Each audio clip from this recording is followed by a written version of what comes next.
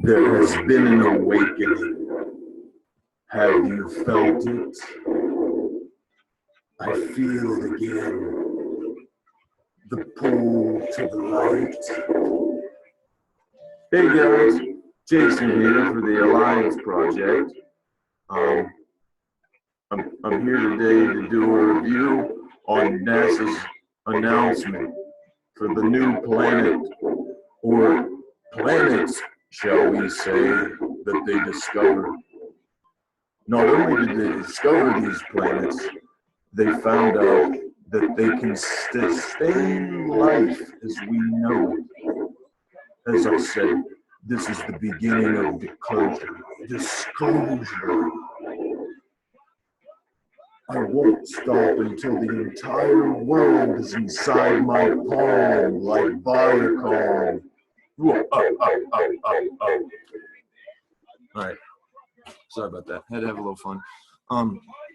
So yeah, this video is about NASA's announcement. And as I said, I believe this is the beginning of disclosure. They said they'll find alien life in 10 years. Yeah, so let's get right into it, shall we? Let me pull up here and make a screen share. So yeah, look, I do mystery teachings, right? And share people like the golden mean, phi ratio, the secrets of the universe itself. And I get 112 views. Share anything that's related with doom, porn, or anything bad. NASA press release, 2,000 views within 24 hours. I should have wrote that on this video. 7 dislikes. They thought it was clickbait. No, you don't understand. You fucking assholes follow these fucking anything that has to do with doom and death and destruction and chaos. Anytime you think the fucking end is near, you're fear driven. You're fucking fed off this fear. Okay, you're so in fucking crusted in this fucking filth of a system that you will fight to protect it. It's crazy. I've never seen so many people looking forward to the end of the world, to the end of life as we know it. I believe it's because you are lazy. You want change unless it affects you. You feel it's easier to say, well, the world's fucked up. I can't do anything about it. The end is coming. It's easier to make an excuse and lay down and be defeated than it is to just understand that they are using our collective consciousness. They're steering our collective consciousness through predictive programming, suggestive thinking, things like that, to completely shape and mold our perception into a complete fear-driven fucking just base of primal survival. We don't want to survive, we want to live. So if you want to live your life, stop surviving, stop feeding off this fucking fear porn, and go out and live your life. Find something to do. Find your calling. I said it yesterday, do you serve a purpose or do you purposely serve?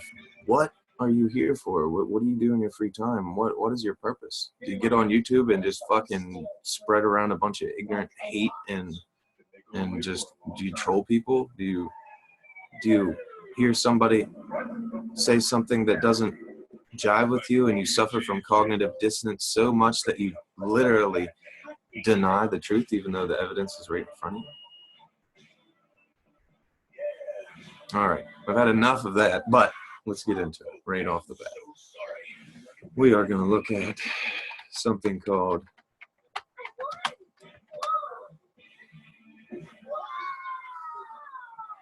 TRAPPIST. Okay, so they named this star in its system TRAPPIST. They say it's a solar system that's very tight and compact, very close to our solar system. I'd never buy the distances they give. They've released information saying that they cannot do that, so they can't let us know anything, right? They can't give you a definite anything when it's like that, right? Essentially, even the Google Doodle, I'll go here. Let me show you real quick. They did it on 222. Like I said, 222 in numerology represents mind, body, and soul being in complete balance with each other. Two, balance, right? The three twos meaning the divinity of the balance amplifies that. You can't tell me the numerology wasn't involved because it always is, but when you go to Google here, let me show you. See that? Here's Earth, and there's a planet. There you go. Google itself is subliminally showing you a sun with 7 planets around it. A sun close to our sun. If you have read or followed any of my work, let me go. Let me see if I can pull up a nice summary of facts that I have came to.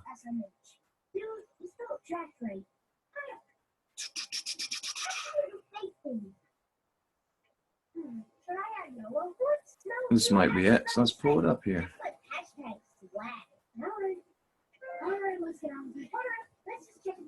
I do a lot of writing and work and stuff like that, so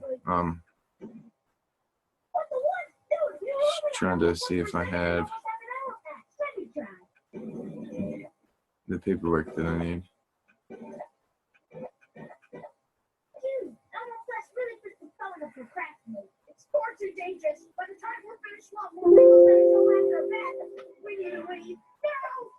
Apologize, bear with me. I want to show you how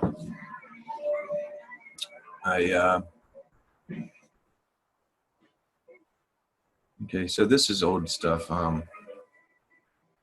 Astronomer John Anderson of the Jet Propulsion Laboratory calculated the Planet X would be relatively close, between 4 and 7 billion miles away. 1973 Pioneer mission, Pioneer 11, the space probe was sent, and Voyager 2 was sent.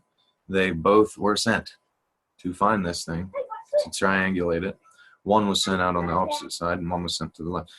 The point, what I'm trying to raise here, is they knew, they triangulated it, and they found out where it was at a certain time, right? So we'll just go ahead and read it here for you. It's a nice little chart I have for you. Robert Harrington, supervisor of astronomy, that Pluto was much too small to explain the variances and the disturbances of Neptune and Uranus, and first populated the existence of a planet 10, planet X.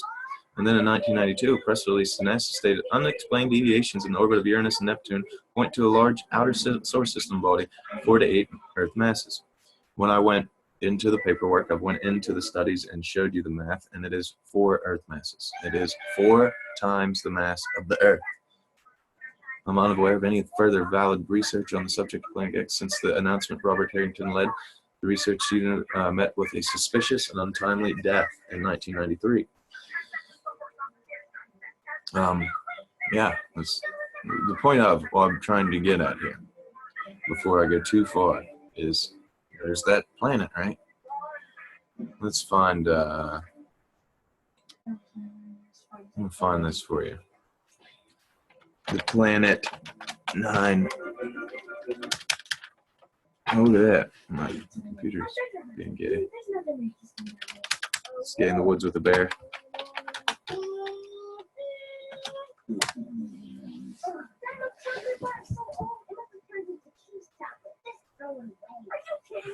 I just wanted to show you something real quick.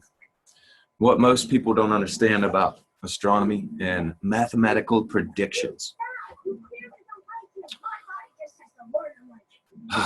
So, how does one say this?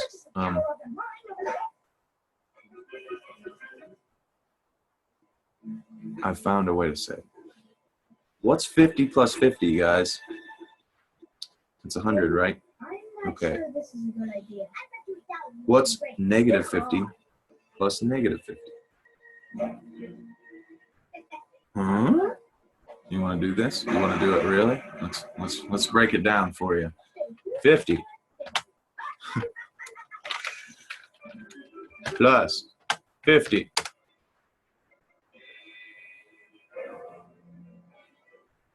This turn matches boring. How can we spice it up like this? I don't know why I did that. But 50 plus 50 equals. There we go. 100. Okay. So let's clear that off. And then we'll put negative 50 plus negative 50 equals negative 100, right? So you have the polarity, right? The opposites, the opposition. But let's see what happens when you do 10 times 10, right? You get 100. Basic math. So what happens when you have negative 10 times negative 10? 100. Okay. Now you got the point I'm understanding, right? When they do these mathematical predictions, just like the Voyager and the Pioneer missions, they sent 3 out this way. They sent 1 out the other way because there is a possibility, very, very, very, very slight mathematical possibility that most people would not understand or fathom in their mind. But I'm trying to help you do that. Is that this? It's the rate of speed, okay? That's what people don't get. I've pondered this for a while now. If it goes in this direction, and it goes at that speed, and it has this effect going in that direction at a speed of just say 10,000 years, you know. I know that doesn't look like 10,000, even slightly remotely close to 10,000, so I apologize. But we'll just put 10,000, right? You get the idea. That's how long it would spend over here. All these rotations are a lot shorter, smaller, and quicker than that, in the sense that it spends most of its time on the other side of the sun, opposite of them, then its gravitational effects are not the ones giving these oblate-like orbits, right? Because as it went through here, it could do that, but as it gets over here, if these things were out there going like that, they'd continue to go like that because there'd be nothing holding them back. There would be no center of gravity pulling them back to our solar system. It's inertia. It would keep on flying. The idea is when you transfer energy into something, if you're in space, it doesn't stop. If there's nothing to resist it against, like wind, air, molecules of any sort pushing against it, because it's a transference of energy. It is continual until it meets something that pushes against it, that denotes that energy. Something that takes away from that force and that energy transfers into heat, friction, whatever you may have. Kinetic energy, right? So if you just took that same rotation, right? You put it on. By the way, I want to show you how subliminal this is right here.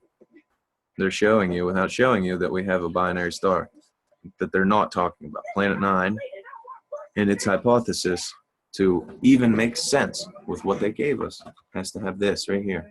See that? A tiny little star. Okay? Bingo. Bingo. Okay?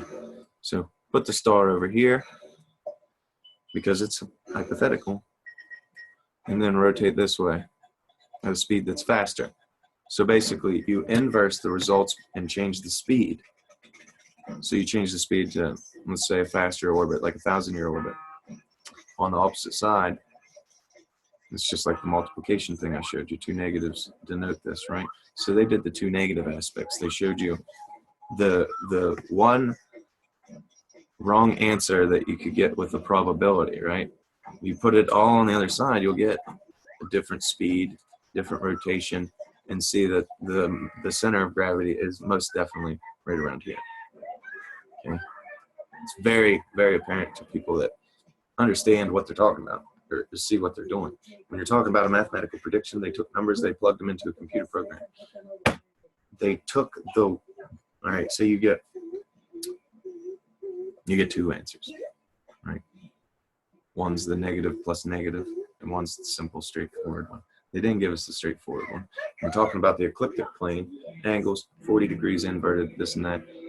I almost guarantee you that their planet is 40 degrees above the horizon. This one's 40 degrees below. As above, so below. They're only giving you half the information.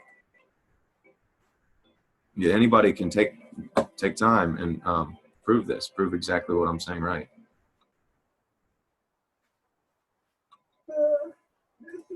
Let me, I want to pull up one thing before we go. Okay, so here's a little, synopsis of some facts I got. I've correlated this with the work of John Moore and some other people that have been studying this from a physics standpoint. A program called Astrograv, things like that. You can really get close to seeing how this would happen. But anyways, I'll go over the whole thing. 55 people struck dead by lightning in India, 25 people in the Virginia's dead from rain, 100,000 acres of wildfire in the United States, not to mention record highs in temperatures going along with those fires, as high as 120 to 108 to 120 to 130 degrees. Californians told they'll be without power for the summer because the rising natural gas is disrupting the power grid. Earthquakes, tornadoes, volcanoes, extreme weather conditions on the rise. We'll go ahead and talk about the diameter is supposed to be around, this is mathematical, 732,614.034 miles to 113,829.61 miles. Its mass is 3.34 times the mass of Jupiter, and this is the whole system, okay? They're not talking about the planet, the specific planet, okay? That's for Earth masses. So red dwarf star, possibly brown dwarf. In my opinion, it's a neutron star. They're really close, but there's no cigar there. 2 forks you can go. You can become this or that. I believe it became a neutron star. This is the point I wanted to get at. It has 7 planets and possible moons around those planets. Composition is cesium, iron oxide, iron, oxygen, and there's some ozone. They have a forward velocity of 25,890 miles per hour with a regular prograde rotation. But the rotation looks retrograde from Earth because the sun's. I can show this in the diagram really quick. Let me do that real quick.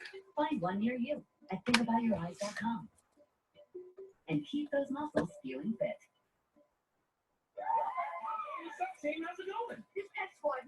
Okay, so here's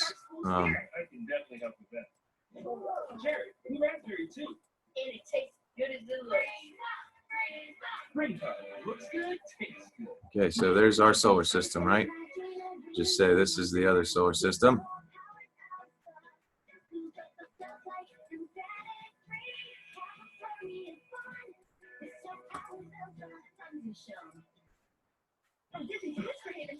Okay, so this is our sun. This is Nemesis. The Anunnaki called this Zeos. Okay, so let me give you a nice little. They all rotate this way. It's the same thing. Nature doesn't do that. Okay, so these ones are doing the same. But as it comes here, what's it look like? If we're going down, this is coming up. From our perspective in here at Earth, say this ring is Earth. From our perspective, it looks retrograde. But indeed, it is traveling the same direction. Okay. Tornadoes. The tornadoes. Okay. I hope that made you understand. So we'll do one more quick demonstration. We'll say that's the. Okay, so here's your sun. We'll say this is Earth's orbit, and this is Jupiter's orbit. This is NIBIRU's orbit.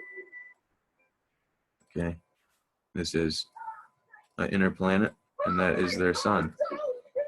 Okay.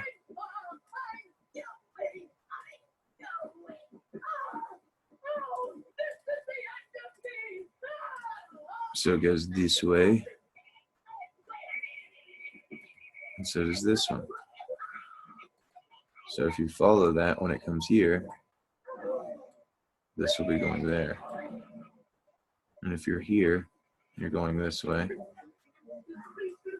and you see something going this way, it appears to be going the opposite direction as you, especially if you get right about here and it's coming up.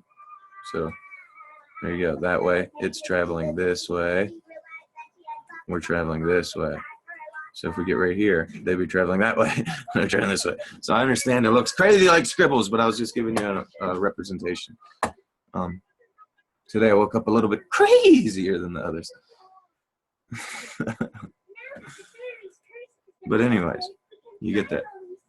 Its outer magnetic field is 16.326 astronomical units in diameter, meaning it can affect anything inside of that. Intermagnetic field is 1.84. The core magnetic field is 0.066. And there you go. 7 planets, right? We've been watching this for a long time. We know that this star system, Nemesis, was supposedly not it was trapped by our solar system as a supernova destroyed the one that it was binary to. Most likely in the Sirius system. Sirius is most likely our twin, our trinary, our binary. It is our sister, I imagine. But astronomers have found a nearby solar system with 7 Earth-sized planets, 3 of which their parent star at the right distance for liquid water on the surface, raising the prospect of life. Research published yesterday, showed the star known as TRAPPIST-1. TRAPPIST, okay, so it traps things. It catches things. It gets trapped in things. They chose it for a reason. There's a small, dim celestial body in the constellation of Aquarius. The age of Aquarius. Does anybody remember? Does anybody remember this part? It is located 40 light years from Earth. Researchers said the proximity of the system combined with the proportionally large size of its planets compared to the small star make it a good target for follow-up studies. They hope to gain the scan of the planet's atmosphere for possible chemical fingerprints of life. I think that we've made a crucial step towards finding that there is life out there. University of Cambridge astronomy Amory Triad told reporters in a conference call on Tuesday. The discovery, published in the week's issue of the journal Nature, builds on previous research showing that 3 planets circling TRAPPIST-1. They're among more than 35,000 planets beyond the solar system, or exoplanets. I don't buy their term when they call it exoplanets, because if it's an exoplanet, it means it's influenced by our star, meaning it's part of our system, or there'd be no reason to call it an outer planet, exo, meaning outer. See what I'm saying? They were fucking lying right to your face. But anyways, if not, it would just be a solar system. It would not be a part of this system. When they say exoplanet, they're signifying that this is part of our system, an outer planet of our system. Researchers have focused on finding the Earth-sized rock planets with the right temperature so that if water, if any exists, would be liquid or conditioned, believed to be necessary for life. The diameter of TRAPPIST-1 is about 8% of the sun size. That makes the Earth-sized planet appear large as they parade past. From the vantage point of the telescopes of Earth, the planet's motions regularly block out bits of stars' light, and scientists determine the system's architecture by studying these dips. The data is really clear and unambiguous, meaning it is straightforward and tells them the truth. Because TRAPPIST-1 is so small and cool, its so-called habitable zone is very close to the star. 3 planets are properly positioned for liquid water. They form a very compact system. Compact system. A compact solar system. 7 planets. They even have life. Time again. Time and again, we have made some of the most amazing discoveries, from pillars of creation to the first asteroid. Let's have a look at some of those discoveries. Even if the planets do not have life now, it could evolve. TRAPPIST-1 is at least 500 million years old. Its estimated lifespan is 10 trillion years old. The Sun, by comparison, is halfway through its estimated 10 billion year life. In a few billion years, when the Sun's run out of fuel and the solar system has ceased to exist, TRAPPIST-1 will be an infant star.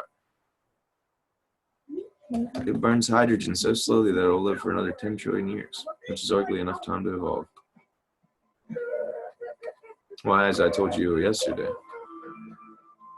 and Madagascar broke off from the mainland 150 million years ago, and look at the evolution that's took place in that place.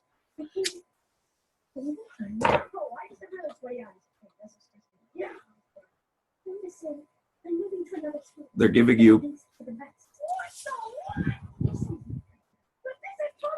40 light years. I don't buy it. I don't buy that, but maybe I'm wrong.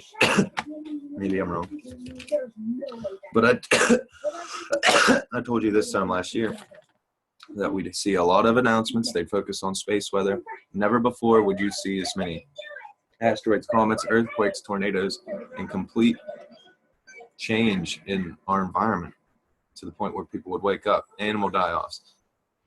I predicted all of this because it's straightforward and it tells us this. It wasn't a prediction. I'm not a fucking prophet. It is common sense. Okay? In my opinion, this was exactly what we thought they were going to release. Okay? It was even juicier because it said 7 planets. Right? I'm sure people have a field day with this, and I hope that somebody somewhere out there gets something out of this video. But yeah, they made an amazing announcement. This is one of the first times they've ever made like a public announcement, made it that big of a deal, where they actually shared like, oh, public announcement announcing a new planet, this, that, and the other. And like I said, to the point that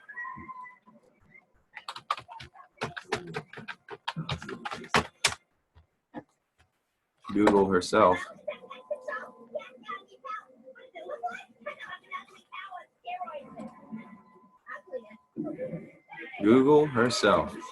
is subliminally showing you. So they're looking at this star, oh, and they see this planet that looks like Earth, and then all these other planets pop into view. And they're like, woohoo, we're not alone, right? The Creator.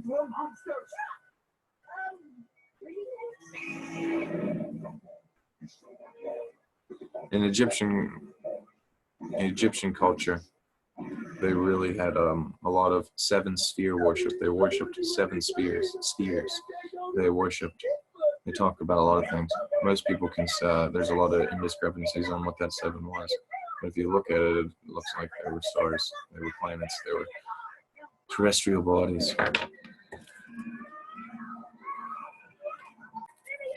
These 7 stars, right?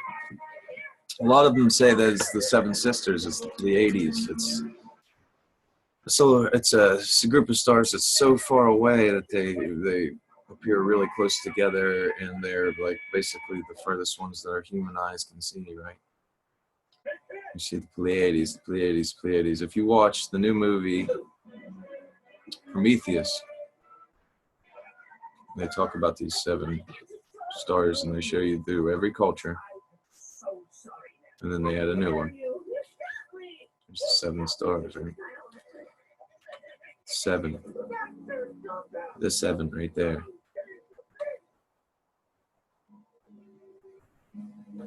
The 80s, right?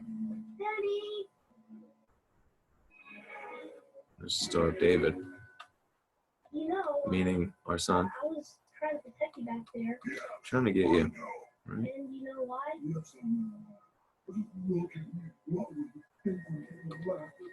offense, you kind of look like a big coconut with holes in it before.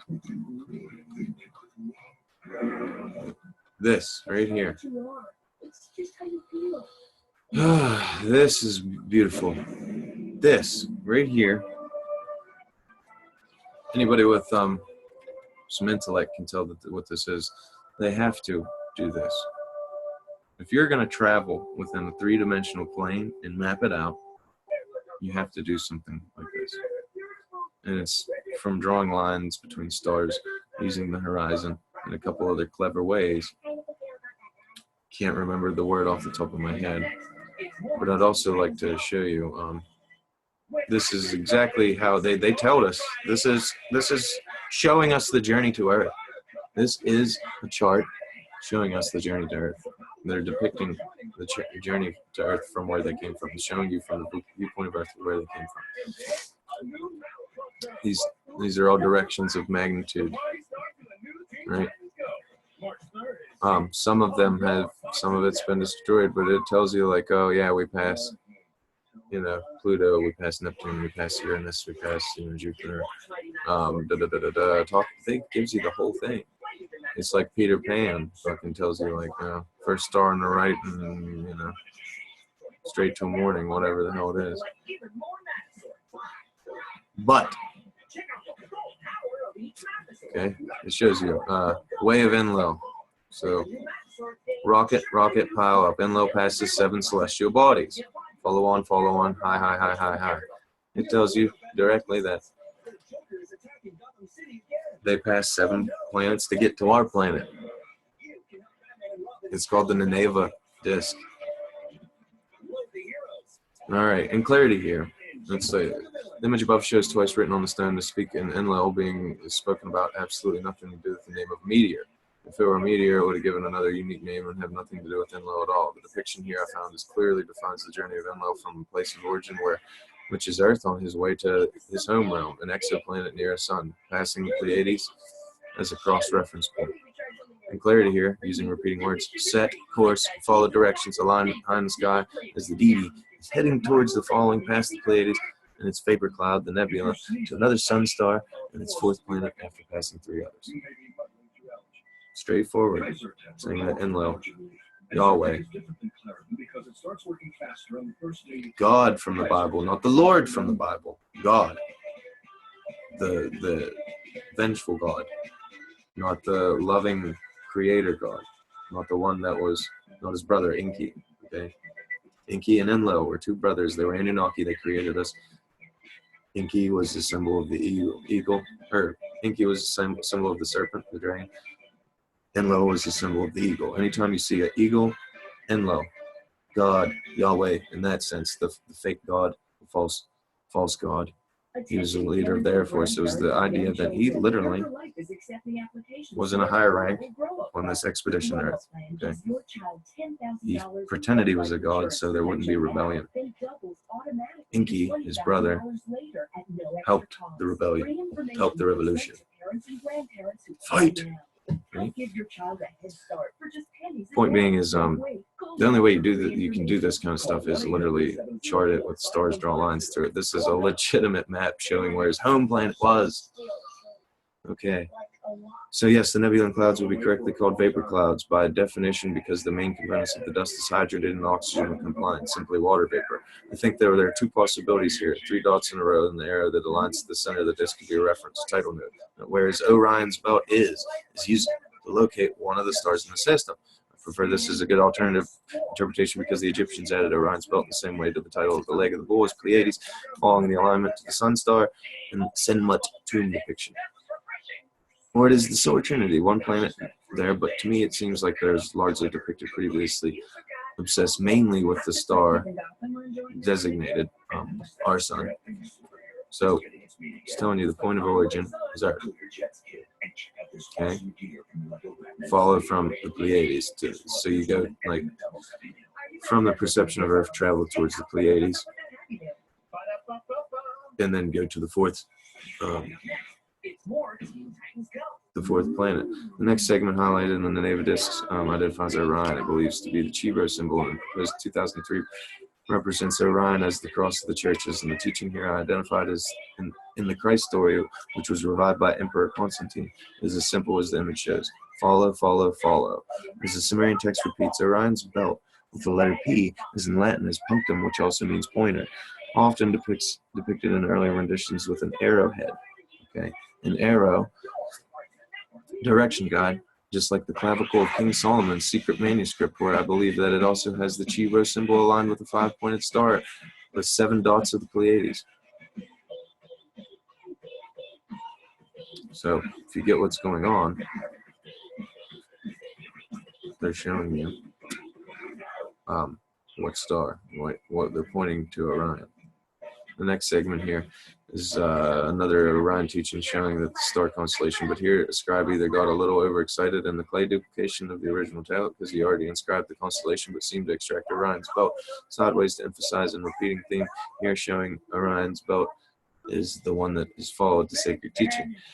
I had a second sketch to show what I believe the scribe was trying to teach us as one follows through the other stars in reference, now heading from Sirius through Orion's belt past Albertine to the Pleiades. Pleiades would be the destination near the center of the disk.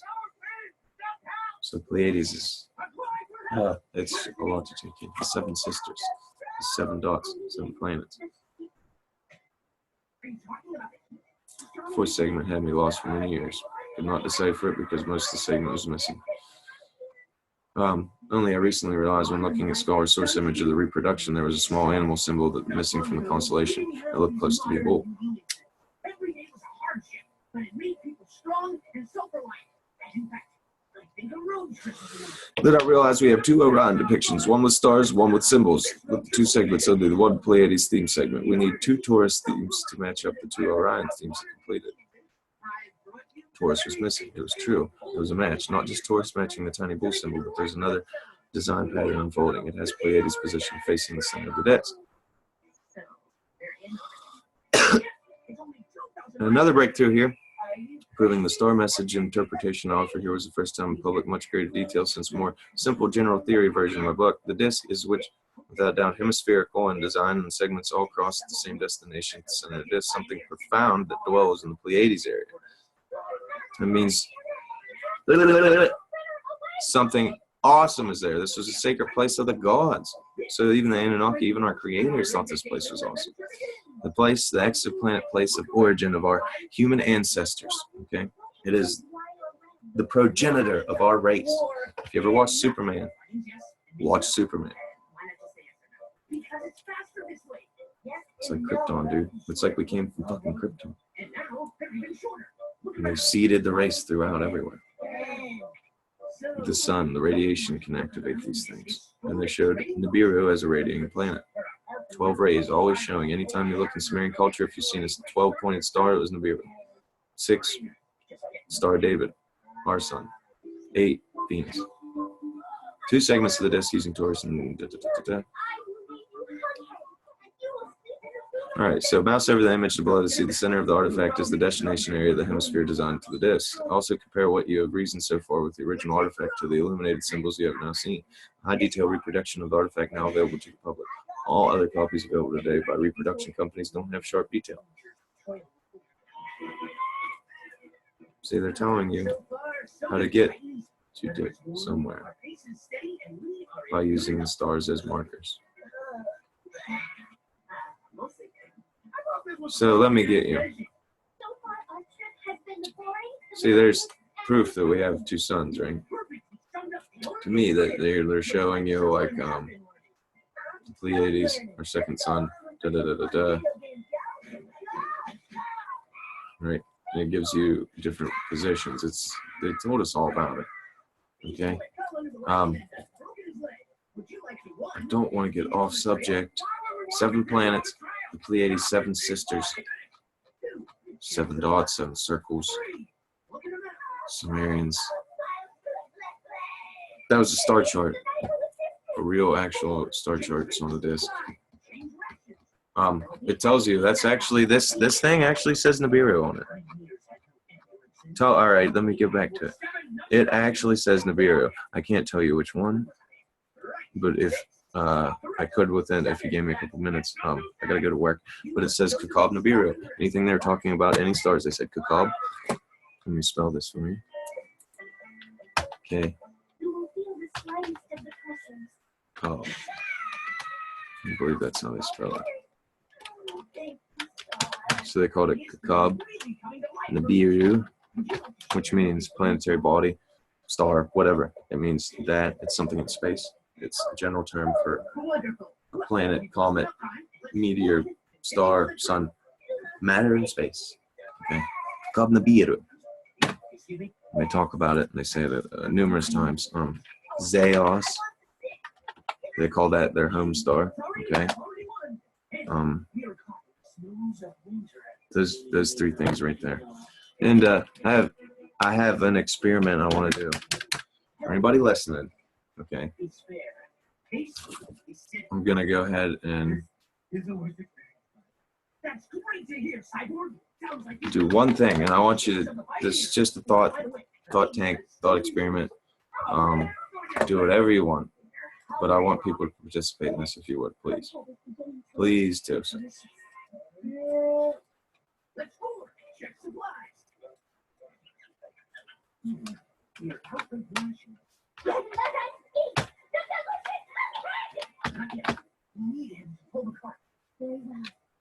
I want you guys to just think about that word. Get it in your head, clear your mind, and focus on that word. I don't want to give you any kind of outside stimulation. I don't want you to fucking Google it, okay? I don't want you to do anything like that. I want you to think about this, clear your mind, and then anybody that wants to, please answer and just tell me what you get. What do you think? What do you see in your mind's eye? Describe. Tell me what you get. Tell me where it led you, or any synchronicities that may arise. I think this is a cool little think tank experiment, and we shall see where it leads us. Have a good day, and stay safe.